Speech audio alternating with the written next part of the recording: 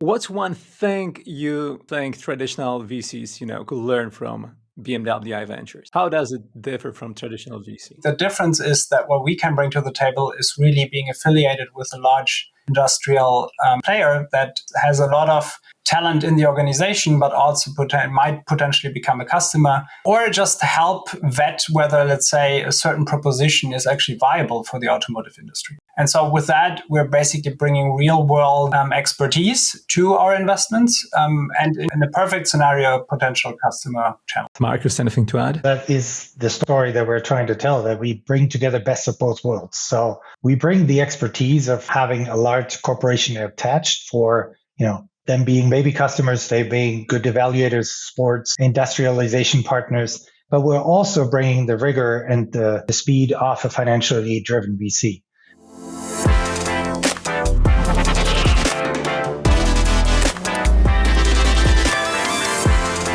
Welcome to the EU Startups podcast.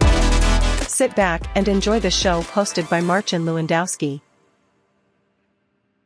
EU Startups podcast is brought to you by Vanta. If you're building a SaaS business, achieving compliance with SOC 2, ISO 27001, or other in-demand frameworks can unlock major growth for your company and establish customer trust. However, this process is often time-intensive and costly. Vanta automates your compliance work, getting you audit-ready quickly and saving you up to 85% of associated costs. And Vanta scales with your business, helping you continuously monitor compliance, unify risk management, and streamline security reviews. Join 8,000 global companies like Synethsia, Flow Health, and Alica Bank that use Vanta to build trust and prove security in real time. Our audience gets a special offer of $1,000 off Vanta at vanta.com/EU startups. That's VANTA.com/EU startups. Hey everyone, this is Marcin Lewandowski and you're listening to the EU Startups podcast. Today we have a pretty special episode as instead of one guest, as it usually happens, we've got two guests. So everyone, give a warm welcome to Kasper Sage and Marcus. Marcus, I didn't ask you how to pronounce your name. Maybe you can tell me right now. Yeah, Behrendt, but I know it's very tough. Marcus Behrendt. It's not that tough. I think we can manage. Good. So, gentlemen, you're both managing directors at BMW I Ventures. The difference is that, Kasper, you're based out of Silicon Valley, out of San Francisco, and Marcus, you're based out of Munich. Is that correct? That is correct. Amazing. Guys, welcome to the show. It's such a pleasure to have you here. We're going to have some amazing conversation coming up pretty soon. I think audience will love it, and audience will. Even me, I'm also interested to hear this, different perspectives from the places that you are based and how do they differ. So maybe let's jump right into it and start with this particular question: like, what's one thing?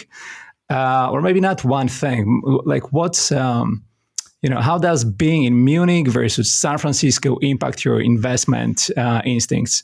Like, do you ever clash over a potential deal, or how is it working? Maybe, yeah.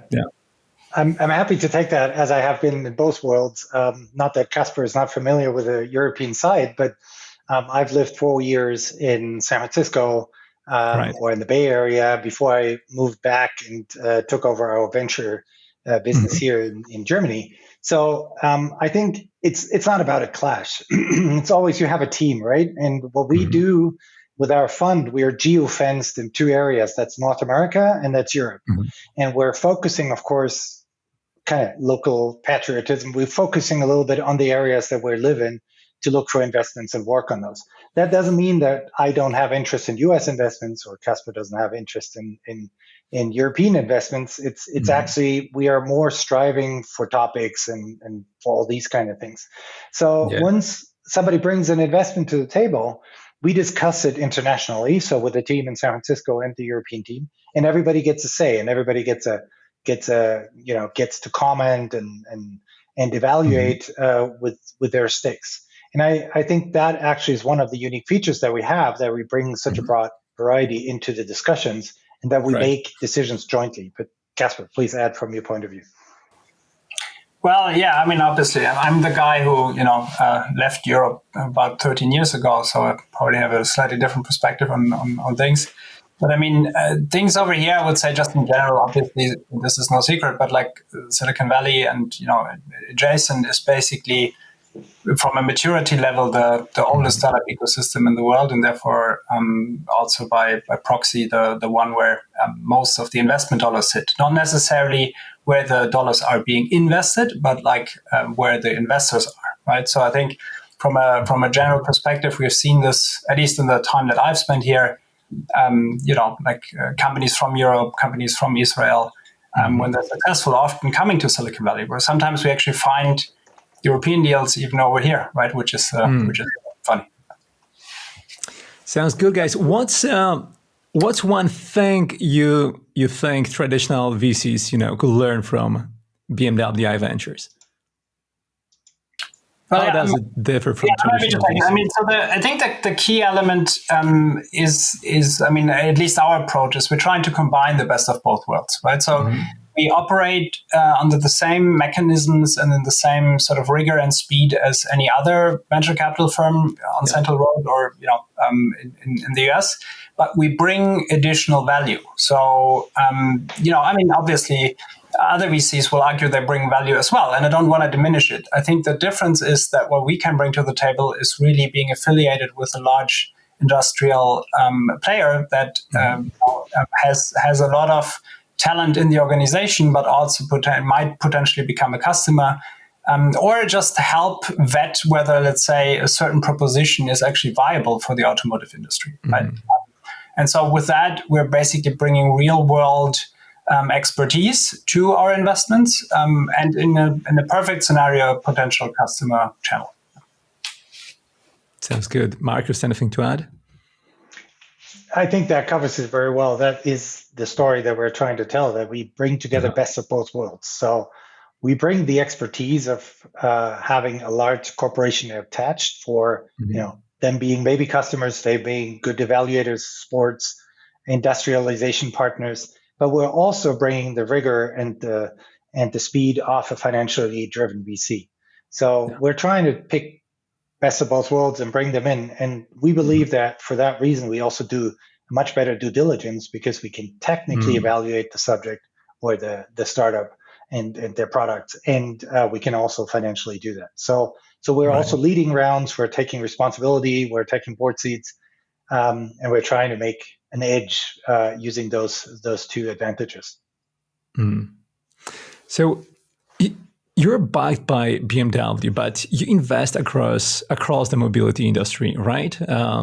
So do you ever find yourself in some unexpected territories that are a bit maybe farther from your original thesis?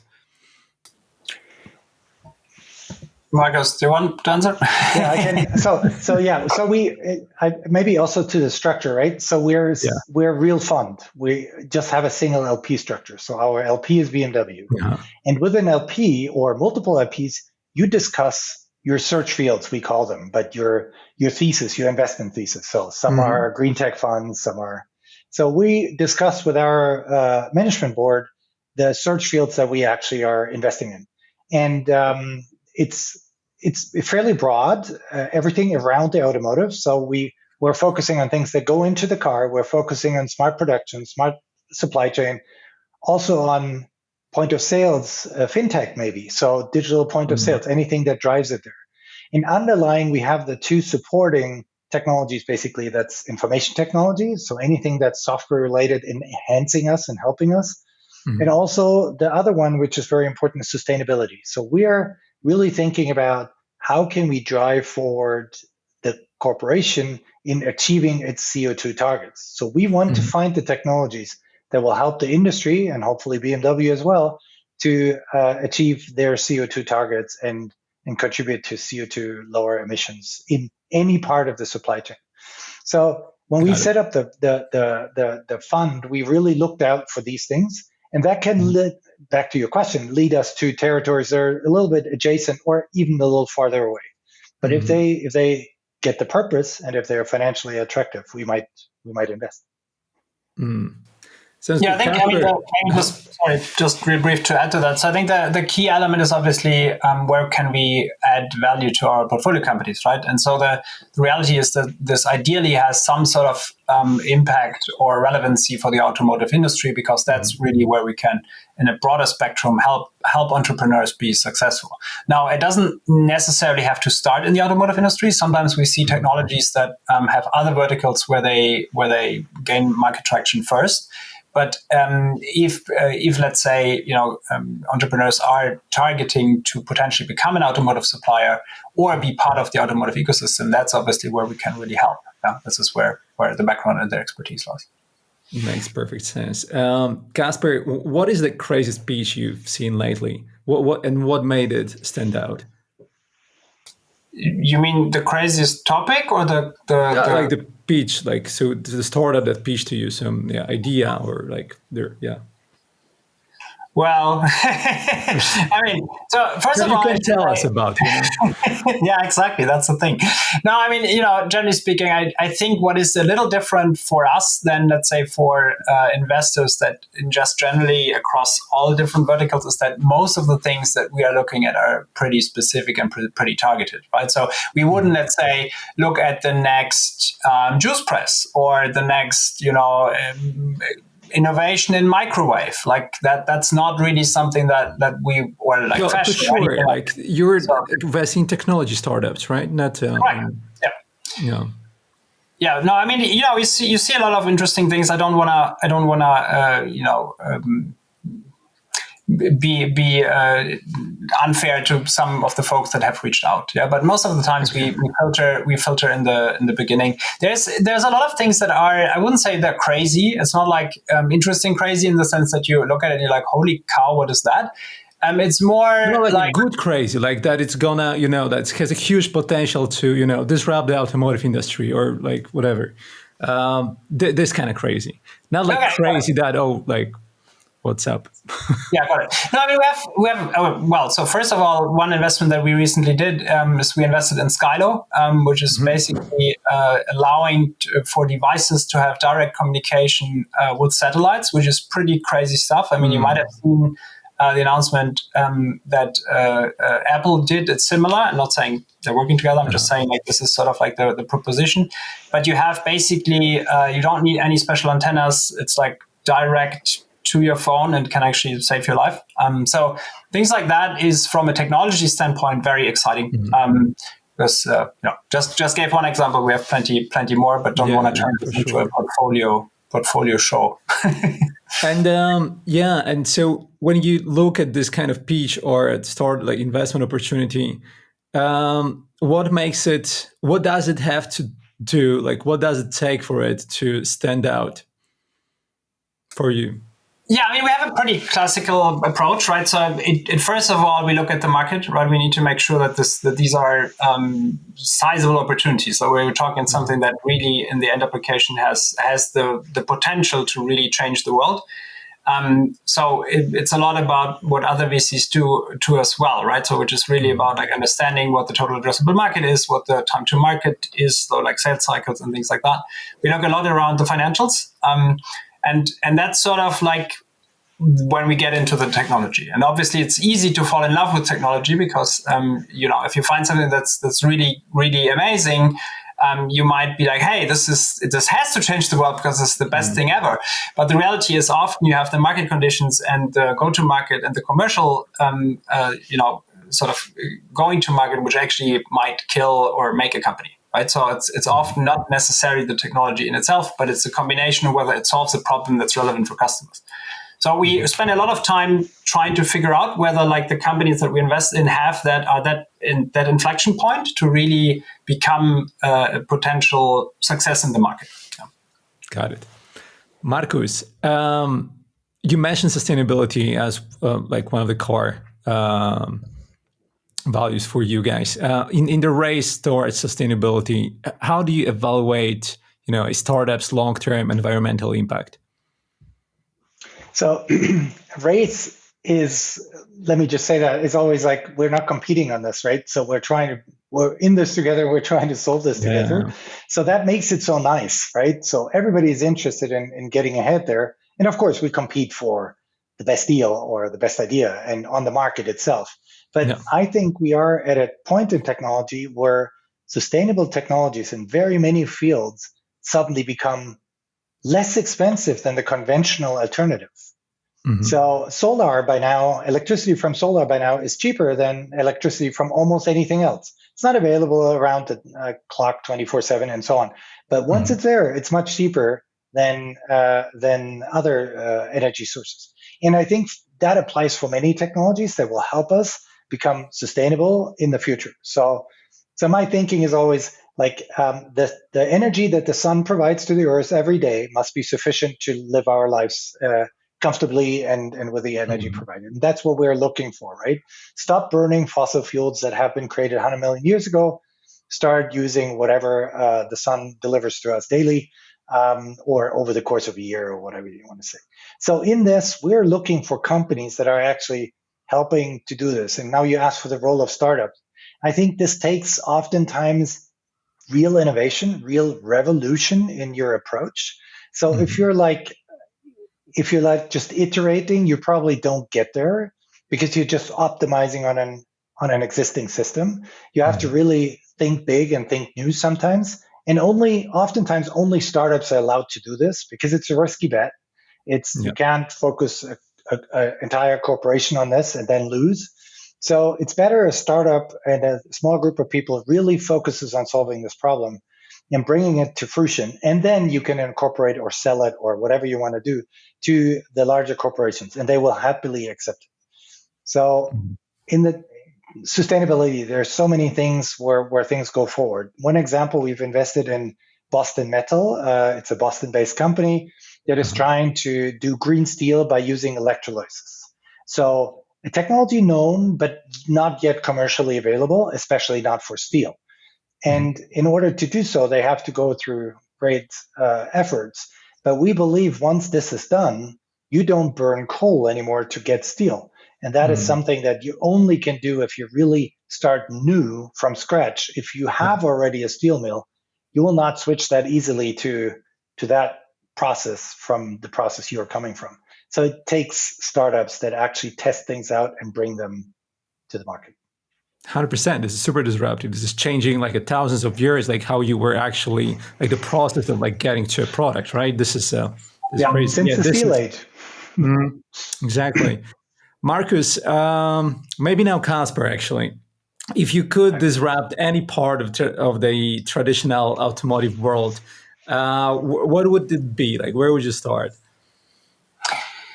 Well, that's a tricky question. I mean, I think just like generally, if you look at it, because people's lives are at stake, right? When you talk in automotive, like these are vehicles that people drive in every day in the hundreds of millions. And so you need to make sure that they are safe and that the way you innovate, is a net positive contribution. So I think one thing that leads to is that usually qualification cycles are slower than in maybe other industries where, let's say, there's not that much at stake. So the typical thing of like moving fast and breaking things doesn't really apply to automotive. Having said that, though, I think there is many ways where, let's say, the innovation adoption cycle could increase. So if I had a sort of like a wish list of what I would like to do, is like sometimes maybe taking a little more risk, if that makes sense, in those areas where it does make sense. Yeah, not obviously if you're talking vital driving functions. Okay, actually, what was the hardest part about blending BMW's heritage with cutting edge startup innovation?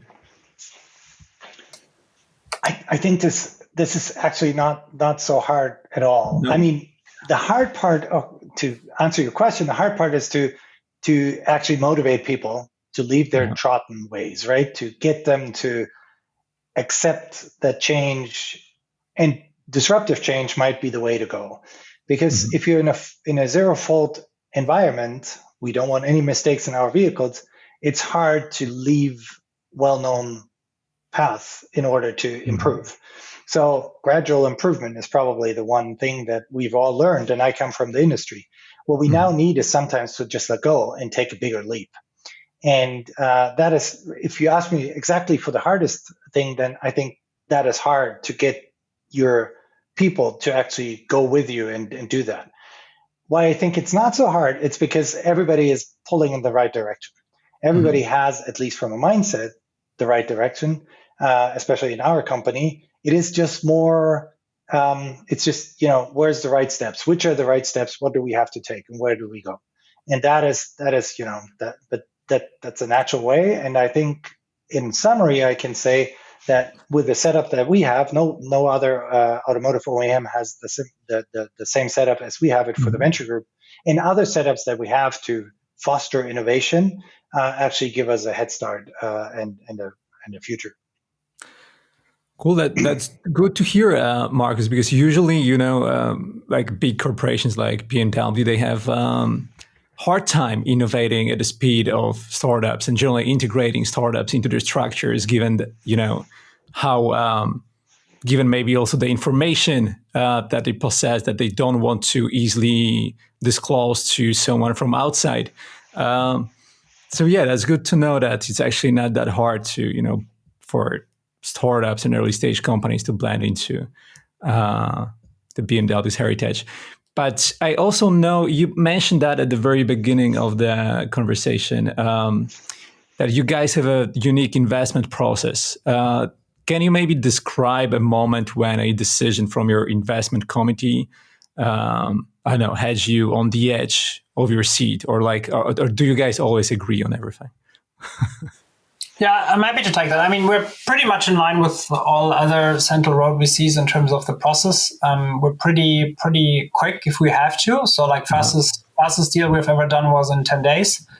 I think that's not the typical process. If we lead a deal, usually it takes a couple of weeks, sometimes months to do the diligence. It depends a little bit on how familiar we are with the topic and obviously how entrenched we are with it. In certain cases, we have been monitoring a space for years, and we have sort of identified the companies that or the company that we think is the right one. And then when opportunity arises, we sort of strike, if that makes sense. In some other cases, it's something that an opportunity arises and we have to get familiar with the setup. But generally speaking, it's a very lean process. The decision making is all within the partnership, so just very similar to what you have in other venture capital firms as well. The key point is it's a majority based voting. So we have the partners have votes, the principals have votes. So it's basically. We rarely have a situation where everybody agrees. But that's exactly the point, right? It's about having diverse backgrounds, making sure that everybody gets heard, and that's the real power in this process. Because ultimately, you only know in hindsight whether you were right or not. So true, it's good to have diverse backgrounds on the investment committee or on the team. But as Marcus mentioned probably before, it's also good that, those people have same values and same goals and go towards the same direction, because then it's then you can actually achieve something together. What's the most, tell me, Marcus. If I may add, Marcin, because I think you asked what keeps us at the edge of our seat or what brings us to the edge of our seat. I would say every investment. So we're very, very much driven to understand and focus in. So the deal team brings in a deal, and the assignment for everybody else is to drill holes in it, right? To find out if this is really a good deal. So if somebody's not on the edge of their seat, then we didn't do a good job. So everybody is highly alert, looks into things, and as Casper said, voices over their opinion before we then come to a conclusion. And it doesn't have to be anonymous. It is just like Casper said. It is it has to be a qualified majority, but it has to be we have to vote and listen to everybody on it, and that's, I think, super important. I like it, Marcus. Maybe you can tell us what's the most counterintuitive insight you've gained about scaling startups in the mobility and manufacturing sectors. Something that founders often get wrong. You said counterintuitive? Yeah, everyone thinks, okay, this should be this way, but actually it's maybe not. Something that founders, it maybe can appear Can appear simple or easy, but founders actually, get it wrong. Yeah, I think so. I think there's not this one thing. I think if you're founder and you have this idea in mind and you start, reaching out to investors, and then you start out reaching to partners, and you have your first employees. So each of those stages has its own level of challenge. And the importance for a founder is to be ready for that level and for the next one in order to play it correctly. So it's very different than to work in the classical garage with your 3-4 buddies on a problem. Then when you have suddenly responsibility for 30 employees or 40 employees, you might know them all by name, but you actually don't know what they're doing every day because you have a little leveler in between, and you have to worry about financials. You have salaries to pay, you have rent to pay, you have investors to please. That suddenly takes very different skill sets. And I think what is very important for founders is, and that's often what they don't understand, they have to mature over the course of time. And even if you have founders that have been multiple founders, serial founders, it's very hard for them to get back from, I have a successful company that I exited, and now I found the next company, and now I have to be this nice little buddy in the beginning again that runs this little show, compared to I'm running a larger organization. I think that's a very, very big challenge. And if we look into investments, we very much look to the founder team as well. How committed are they? What do they bring to the table? And the earlier the startup, the more the founder is relevant for the success of the startup, because she has to improvise on these things. They have to improvise. Yeah, I 100% agree. Find the most talented people solving the hardest problems and do everything to support them. It sounds easy, but it's actually not.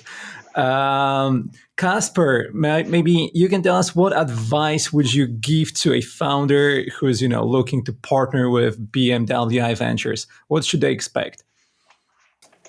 Well, in a perfect world, you find something that's relevant for multiple industries, just because, again, adoption cycle in industries varies. So we have had a good success with companies that are basically targeting multiple industries and then having a real potential upside in automotive. Now, the thing really with automotive is this is real scale, right? So if you get, and also the way the automotive industry works is that because the unit economics really matter, so the cost structure really matter, you want ideally a whole industry to adopt a step function change. So what that means is you're talking, tens of millions of vehicles a year. So, and often you have, components that are not just one component per vehicle, but, multiple components. So you get into a dimension where it's really, you're talking real big scale of the business that you're trying to achieve. And I think that's something that's really important if you're trying to break into that industry, is to understand how these mechanics work, because it's very different if you're building, let's say, a SaaS company that just starts out of the gate, right? Has a minimal viable product and then goes to market and grows from there. Very different dynamic than if you're trying to become an automotive certified component that will make it into hundreds of millions of vehicles.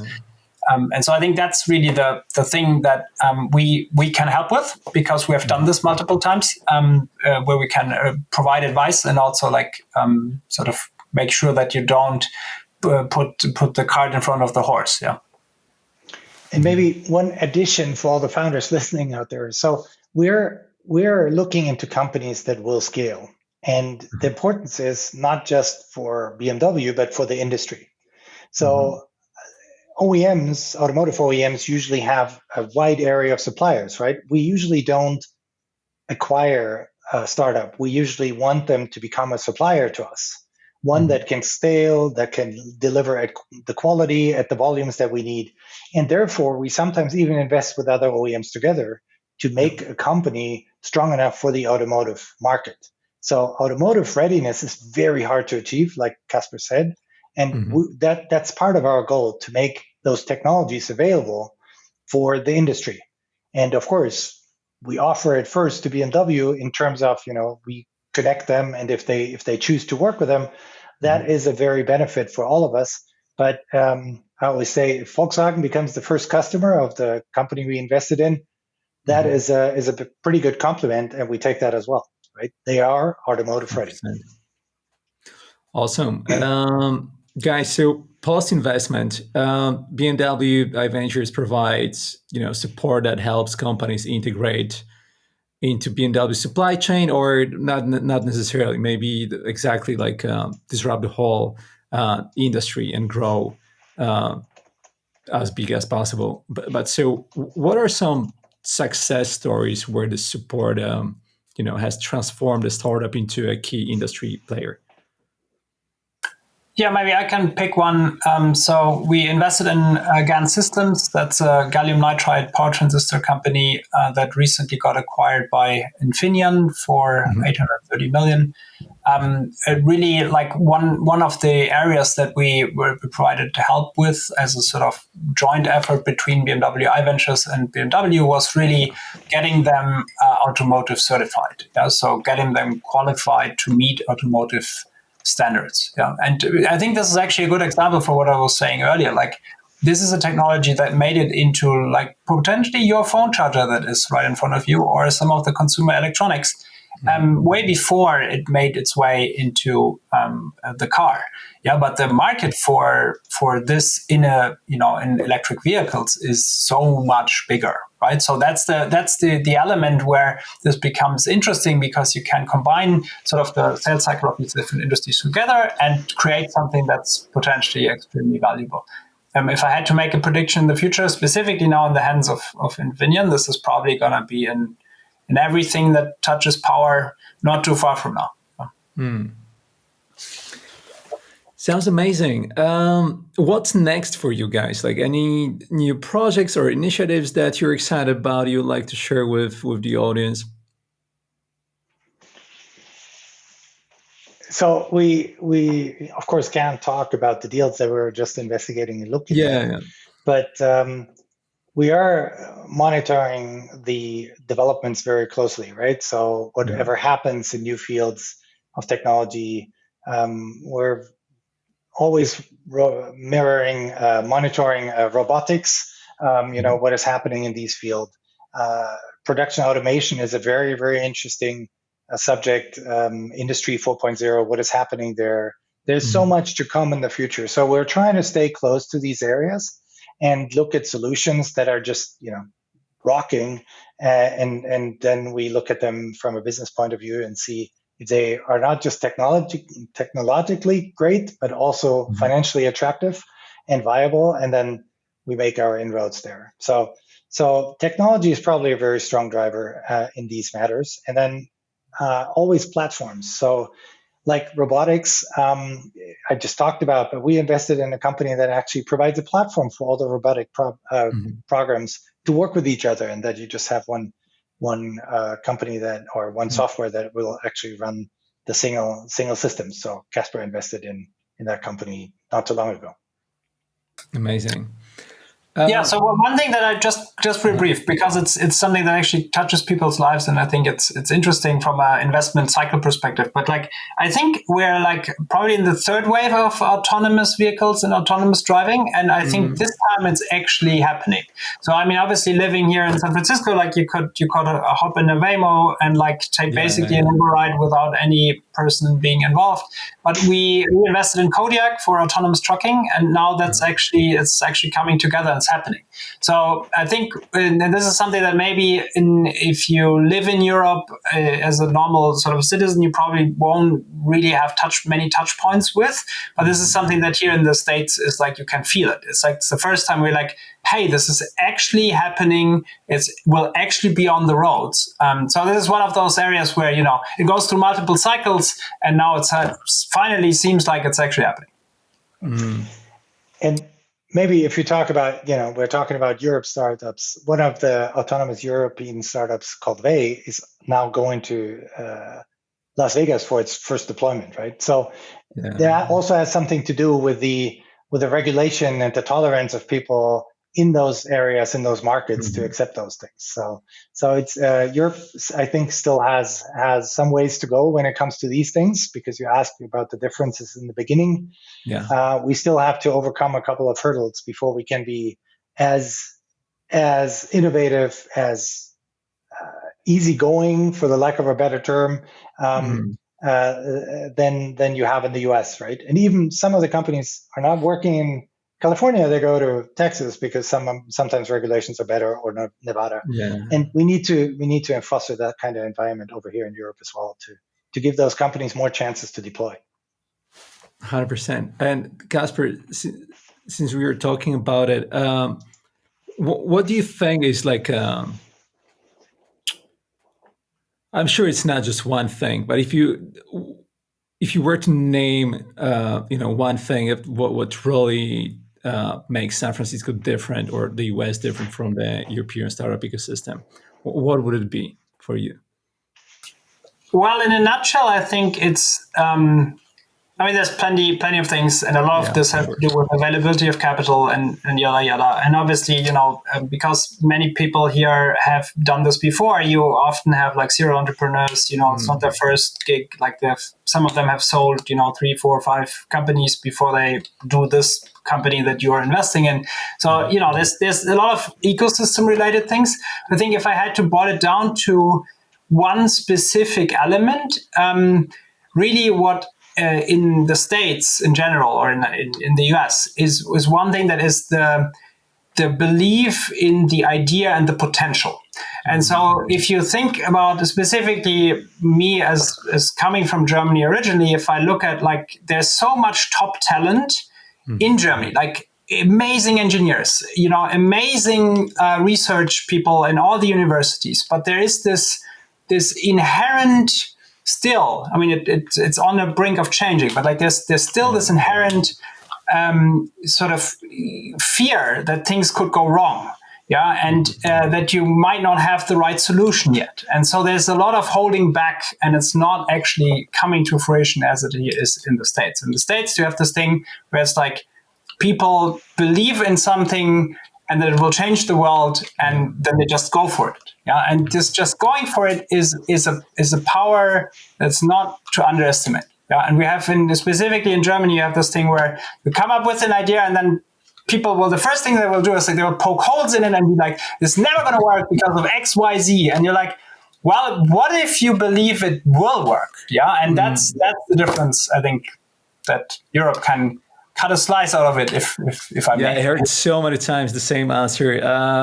It's just so, Marcus. What do you think we now do in Europe to change that? Like, what has to change? Like, I know we need more role models. We need more success stories. We need to change policy. Of course, all of this. What would you think? Like, how do we fix European startup ecosystem so we can actually build more? Global winners, giant companies. So it's like you already alluded to. It's plenty of things that we need to change. And it's always hard to compete in this case, again, against somebody that is so far ahead, right? So San Francisco Bay Area, Stanford, all the ecosystems, the flywheel that has been created there, it's very hard to catch up or even overtake. But I think, because you asked what we need to do, so some of the things are fairly straightforward, but not simple to actually achieve. So we're talking about European Union, but if you talk about jurisdictions, you have different jurisdictions in each of the countries. So it's very different here if you want to invest in Switzerland, Germany, Sweden, France. It's like different markets, and you have to get different legal systems. And UK is different again if you want to count them, still. And we do investments there, so it's really hard to work the same scale. If you're doing this in the US, you invest in Delaware Corps. It doesn't matter if the company is based in Nevada, Idaho, or California. It doesn't matter. It needs to be a Delaware Corp. Then everything is set. You have a clear corporate law system, and you can go ahead. And these are things that we're still stumbling a lot about. Casper mentioned it in a very small sentence aside. but it is late stage funding is a real big problem. So it's easy to get a seed funding and get people enthusiastic in the very beginning. But when really push comes to shove, when a company needs to scale, when there's the last risk is write a big check and now let this company really scale and conquer the markets, then there's a lot of chicken out in Europe. So we need that kind of late stage capital. And if you look carefully, late stage investments in those companies in Europe usually come from US based investors or Asian investors, often not from the German ones or the European ones. So I think those are all little things that we have to change. And hopefully with these changes, the attitude change that Casper was describing, or the attitude difference, is eliminated. So because attitude you can't change with a flip, right? You need to create the environment that actually lets you act in the matter or in the behavior that Casper was describing. 100%. Guys, I could probably keep talking to you for hours. How do you change, about how to change, how to improve the European startup ecosystem, and all the great stories from San Francisco as well. But unfortunately, we don't have that much time. Thank you so much for taking the time and joining me on the show. It's been a real pleasure to have you here, Casper and Marcus.